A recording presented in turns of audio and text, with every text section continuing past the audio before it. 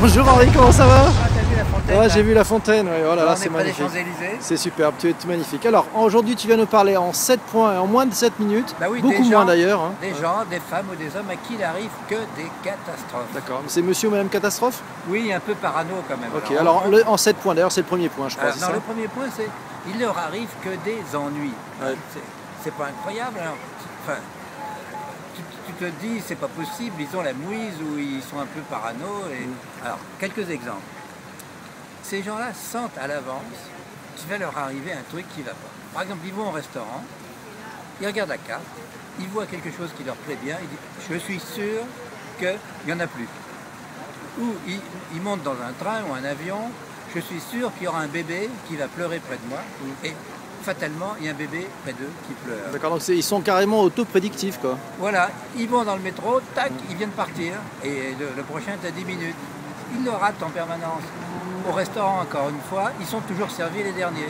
Ok, ça c'est le premier point. Deuxième point. Bah non, il y a des exemples, il y en a plein. Ils mais vont à on va pas l'hôtel, faire 10 minutes. ils vont à l'hôtel, il n'y a plus de chambre, comme par hasard. Bon, ça tombe sur eux. Voilà. Tu sais que j'ai pu avoir beaucoup de batterie. Alors, le problème, c'est qu'ils ont peur tout le temps, mais ce qu'ils ne savent pas, c'est que la peur n'éloigne pas le danger. Ouais. Et même au contraire, le fait d'avoir peur, à mon avis, attire le danger. Voilà. Tu comprends ça? Hein? Donc, et les ennuis arrivent pourquoi?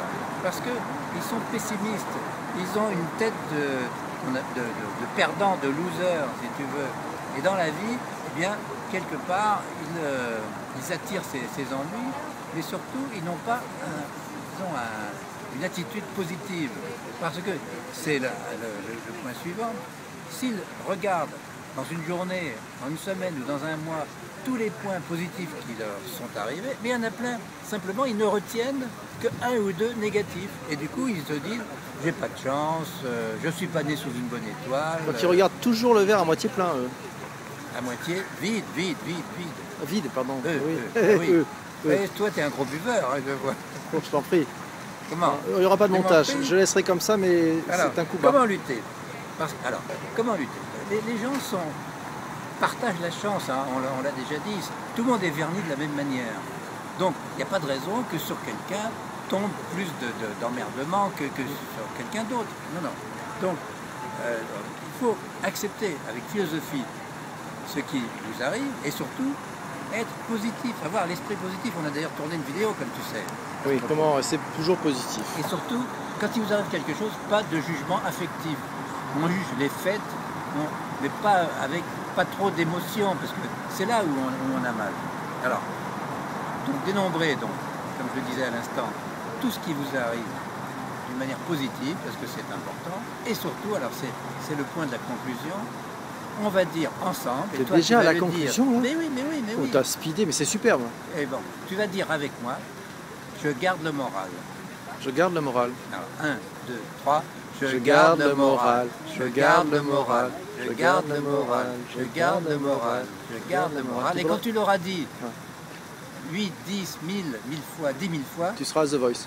Non. Tu seras, peut-être, mais surtout, tu seras éloigné de tout ce qui t'arrive, des catastrophes, et tu pourras jouer de la c'est vie quand même d'une va des manière rétro Satanas. positive. C'est va des rétro Satanas cette histoire. Oui, alors, bon, toi, j'aime une petite allusion.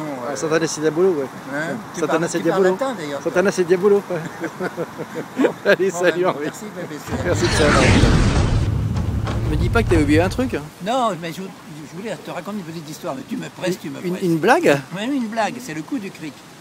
C'est un type qui est en voiture, en pleine nuit, et qui est très très pressé, et il se dit, oh là là, je vais crever, je vais avoir un problème. C'est un type à qui il arrive toujours des catastrophes, pense-t-il. Et évidemment, ça ne rate pas. À 2 h du matin, il pleut, mais vraiment, comme vache qui pisse, et d'un seul coup, il entend, il a crevé. Ouais. Et ben voilà, j'en étais sûr. Donc il descend, et évidemment, il n'a pas de cric. Ouais. Hein, j'en étais sûr aussi. Et donc, la seule chose à faire, puisqu'il est très pressé, c'est qu'il prend la route et il dit « je vais aller tout droit et je vais bien tomber sur un village ». De toute façon, il n'y a pas de village. Bon, il marche, et au bout de 2 heures, il voit un village. Et il voit une lampe allumée. Ah, mais de toute façon, il n'y aura personne va m'ouvrir, il n'y aura même pas de garage. Bon. Et donc, il rentre dans le village et là, et sous la lampe allumée, qu'est-ce que c'est? C'est un garage. Ah, il dit « ah bah mais je suis sûr que le mec, si je sonne, ne descendra pas. » Il sonne quand même, Et au bout de 5 minutes, il entend des pas dans l'escalier et il dit oh là là, mais finalement, il va pas m'ouvrir, il va être en colère. Elle est courte celle-là. Oui, elle arrive à la fin. Et le gars arrive avec un sourire et là, l'automobiliste lui donne un coup de poing dans la gueule et il lui dit ton cric, tu peux te le garder. Ben